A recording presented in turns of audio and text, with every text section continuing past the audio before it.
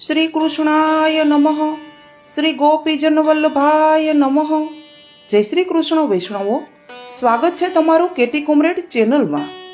શ્રી મહાપ્રભુજીનું નામ સ્મરણ કરી આજના આ સત્સંગની શરૂઆત કરીએ તેની પહેલાં ચેનલને લાઈક અને સબસ્ક્રાઈબ કરી દેજો અને કમેન્ટ બોક્સમાં જય શ્રી કૃષ્ણ અવશ્ય લખી દેજો. તો ચાલો આપણે આ અલૌકિક સત્સંગની શરૂઆત કરીએ.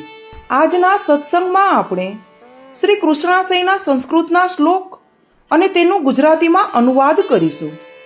લાહોરના વિદ્વાન પંડિત બુલા મિશ્ર શ્રી મહાપ્રભુજીના શરણે આવ્યા ત્યારે શ્રી વલ્લભે તેમને નામ નિવેદન કરાવ્યું. પછી શ્રી કૃષ્ણાશ્રય ગ્રંથ રચી તેમનો પાઠ કરાવ્યો. તેથી બુલા મિશ્રને શ્રી ઠાકોરજીની લીલાનો અનુભવ થવા લાગ્યો. બધા શાસ્ત્રો, પુરાણ, વેદના આશ્રયનું જ્ઞાન થઈ ગયું.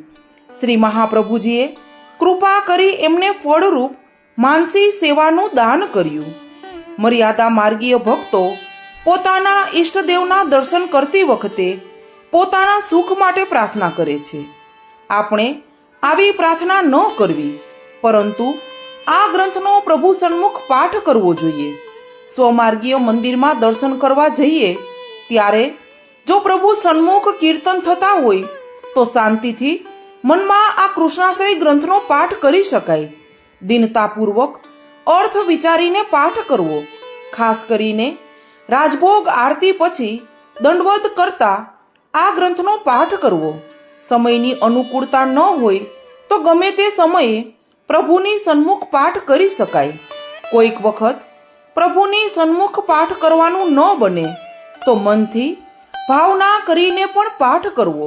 પાઠ કરતા મન પ્રભુમાં જોડવું. તો ચાલો પ્રભુમાં મન જોડી કૃષ્ણાશ્રય ગ્રંથનો પાઠ કરીએ. સર્વ માર્ગેષુ નષ્ટેષુ કલોચ ખલ ધર્મિણી પ્રાસંડ પ્રચુરે લોકે કૃષ્ણ એવ ગતિર્મમ. જેનો ભાવાર્થ છે કે ખલ ધર્મવાળા આ ઘોર કળિયુગમાં ભગવાનની પ્રાપ્તિના સર્વ માર્ગો જેવા કે કર્મ, જ્ઞાન, ઉપાસના, ભક્તિ વગેરે નષ્ટ થઈ ગયા છે. લોકોમાં પાખંડ ઘણો વધી ગયો છે. તેવા સમયમાં શ્રી કૃષ્ણ શરણ એ જ મારી ગતિ છે. અત્યારે ભગવત પ્રાપ્તિના સાધનો શુદ્ધ નથી એમ આ પહેલા શ્લોકમાં જણાવ્યું છે. હવે જોઈએ બીજો શ્લોક. મલેચ્છા ક્રાંતેષુ દેશેષુ પાપેક નિલિયેષુ ચ સત્ય પીડા વ્યગ્ર લોકેષુ કૃષ્ણ એવ ગતિર્મમ. જેનો ભાવાર્થ છે દેશો પણ મલેચ્છ પુરુષોથી વીંટળાઈ ગયા છે ને કેવળ પાપના સ્થાનરૂપ બની ગયા છે. સારા પુરુષોને પીડા થતી જોઈને લોકોમાં ગભરાટ ઘણો વધી ગયો છે. એવા સમયમાં શ્રી કૃષ્ણ એ જ મારી ગતિ હો. બીજા શ્લોકમાં દેશ શુદ્ધ નથી તેવું સમજાવેલું છે.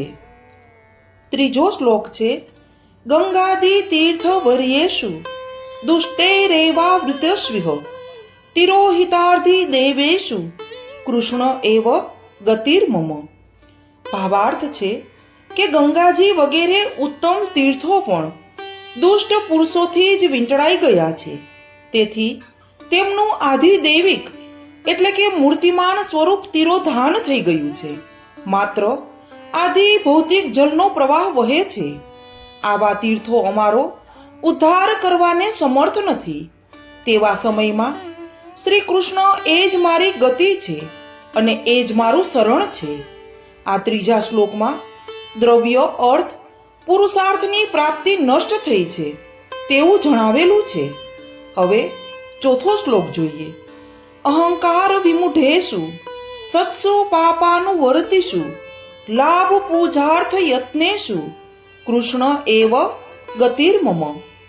જેનો ભાવાર્થ છે કે સારા પુરુષો પણ અહંકારમાં ઘણા જ મૂઢ અને મૂર્ખ બની ગયા છે અને પાપી પુરુષોને અથવા પાપ માર્ગને અનુસરનારા થઈ ગયા છે. પોતાને ધન વગેરેનો લાભ થાય, અગર માન, આબરૂ, પ્રતિષ્ઠા વધે, લોકોમાં પોતાની પૂજા થાય, તેવા પ્રયત્નો કરી રહ્યા છે. તેથી આવા સત્પુરુષો પણ અમારો ઉદ્ધાર કરી શકે તેમ નથી. તેવા સમયમાં શ્રી કૃષ્ણ એ જ મારી ગતિ છે. હવે 5મો શ્લોક જોઈશું. અપરિજ્ઞાન નષ્ટેષુ મંત્રેષુ વ્રત યોગીષુ તિરોહિતાર્થ દેવેશુ કૃષ્ણ એવ ગતિર્મમ. જેનો ભાવાર્થ છે કે મંત્રોનું સારી રીતે જ્ઞાન ન હોવાથી અને તેમનું અનુષ્ઠાન તેમજ યોગના નિયમપૂર્વક નહીં થવાથી મંત્રોના અર્થ અને દેવતા તિરોધાન થઈ ગયા છે.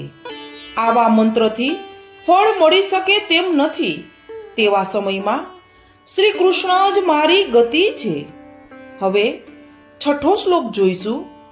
નાના વાદ વિનષ્ટેષુ સર્વ કર્મ વ્રતાદિષુ પ્રાસંડેક પ્રયત્નેષુ કૃષ્ણ એવ ગતિર્મમ.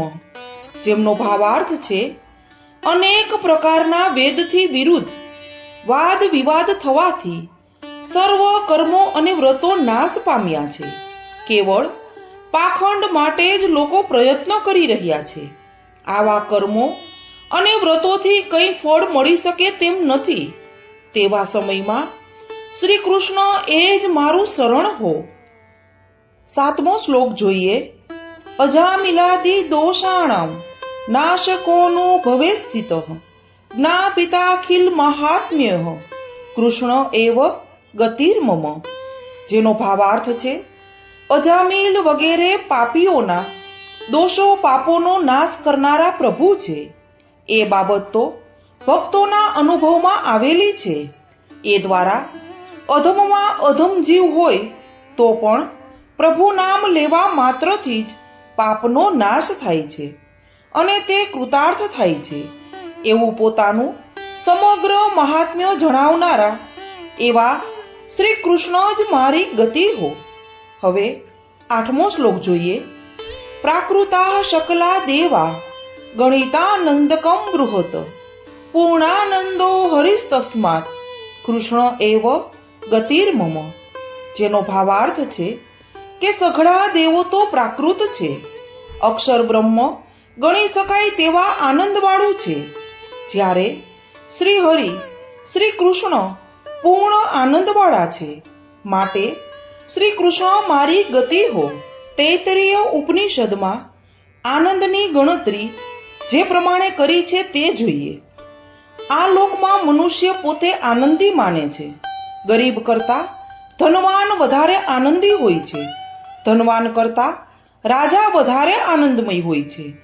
આખી પૃથ્વી દ્રવ્યથી ભરેલી હોય તેવું રાજ્ય હોય, યુવાવસ્થા હોય, કુટુંબ વગેરેથી પૂર્ણ હોય તેવા એક મહાન ચક્રવર્તી મહારાજાનો જે આનંદ થાય તે એક આનંદ એમ ગણતરી કરે છે. આવા આનંદને શાસ્ત્રોમાં વિષયાનંદ કહેવામાં આવે છે. બીજો આનંદ તો કે 10 ચક્રવર્તી મહારાજા ભેગા થાય અને તેમનો એકંદર આનંદ થાય તેની બરાબર એક ગંધર્વનો આનંદ છે. ત્રીજા આનંદનો પ્રકાર છે કે 100 ગંધર્વના આનંદને ભેગા કરીએ ત્યારે એક દેવલોકમાં રહેનારનો આનંદ થાય.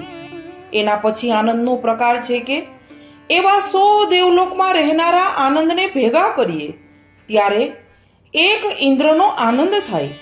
એમ 100 ગણી ચડિયાતી આનંદની ગણતરી કરેલી છે. મનુષ્યના આનંદ કરતા પરાર્ધ ગણો આનંદ પ્રજાપતિ બ્રહ્માનો થાય છે. તેથી 100 ગણો આનંદ અક્ષર બ્રહ્મનો છે. આ પ્રમાણે છેવટે અક્ષર બ્રહ્મના આનંદને બ્રહ્માનંદ કહે છે. ત્યારબાદ અક્ષર બ્રહ્મથી કેટલા ગણો આનંદ શ્રી કૃષ્ણ પૂર્ણ પુરુષોત્તમનો છે એની ગણતરી તો થઈ શકે તેમ જ નથી. તેથી શ્રી કૃષ્ણ અગણિત આનંદ એટલે પૂર્ણ આનંદવાળા છે. વેદ કહે છે કે ભગવાન રસરૂપ છે, આનંદ રૂપ છે. હાથ, પગ, મુખ, ઉદર વગેરે દેખાવ પૂરતા આપણા જેવા દેખાય છે, પણ તે સૌ આનંદમય, રસમય, અલૌકિક છે. એ આનંદમય સ્વરૂપનું વર્ણન શ્રી મહાપ્રભુજીએ મધુરાષ્ટકમાં કર્યું છે. જેમ સાગર જલથી પરિપૂર્ણ છે તેમ પ્રભુ આનંદથી પરિપૂર્ણ છે. હવે 9મો શ્લોક જોઈએ. વિવેક ધૈર્ય ભક્ત્યાદિ રહિતસ્ય વિશેષતઃ પાપાશાક્તસ્ય દિનસ્ય કૃષ્ણ એવ ગતિર્મમ. જેનો ભાવાર્થ છે કે વિવેક, ધૈર્ય, ભક્તિ વગેરેથી રહિત જે હું વિશેષ કરીને પાપમાં આસક્તિવાળો દીન એવો તેના શ્રી કૃષ્ણ એ જ શરણગતિ છે. આ વિવેક, ધૈર્ય, ભક્તિ અને આશ્રયનું વર્ણન શ્રી મહાપ્રભુજીએ વિવેક ધૈર્યાશ્રય ગ્રંથમાં કરેલું છે. હવે 10મો શ્લોક જોઈએ. સર્વ સામર્થ્ય સહિત સર્વત્રેવાખિલાર્થકૃત શરણસ્થ સમુદ્રારમ કૃષ્ણમ વિજ્ઞાપયામ્યહમ. જેનો ભાવાર્થ છે કે સર્વ પ્રકારના સામર્થ્યવાળા, સર્વ ઠેકાણે ભક્તોના સર્વ અર્થ ઈચ્છિત પદાર્થો આપનાર, શરણમાં રહેલાનો સંપૂર્ણ રૂઢી રીતે ઉદ્ધાર કરનાર શ્રી કૃષ્ણને હું વિજ્ઞપ્તિ કરું છું. પ્રભુ શ્રી કૃષ્ણ કર્તુમ અકર્તુમ અન્યથા કર્તુમ સર્વ કરવા સમર્થ છે. હવે 11મો શ્લોક જોઈએ. કૃષ્ણાશ્રયમિદં સ્તોત્રમ યહ પઠેત કૃષ્ણ સાન્નિધ્યો તસ્યાશ્રયો ભવેત કૃષ્ણ ઇતિ શ્રી વલ્લભો બ્રવીત. આ શ્લોકનો ભાવાર્થ છે આ કૃષ્ણાશ્રય સ્તોત્રનો જે કોઈ શ્રી કૃષ્ણની સન્મુખમાં વિશ્વાસપૂર્વક પાઠ કરે છે તેને શ્રી કૃષ્ણ અવશ્ય આશ્રયરૂપ થાય છે એમ શ્રી વલ્લભ કહે છે. ઇતિ શ્રીમદ વલ્ભાચાર્ય વિરચિત કૃષ્ણાશ્રય સ્તોત્ર સંપૂર્ણમ. કૃષ્ણાશ્રય ગ્રંથના 11 શ્લોક પૈકી પહેલામાં કાળ, બીજામાં દેશ, ત્રીજામાં ગંગાદી તીર્થનું સામર્થ્ય એટલે કે અર્થ, ચોથામાં સત્પુરુષ કર્તા, પાંચમામાં મંત્રો અને છઠ્ઠામાં કર્મ એ બધા દૂષિત થયેલા છે એમ જણાવી બાકીના 4 શ્લોક વડે ધર્મ, અર્થ, કામ ને મોક્ષરૂપ ભગવાન જ છે તેથી તેમનો આશ્રય કરવો એમ છેલ્લા શ્લોકમાં આજ્ઞા કરે છે.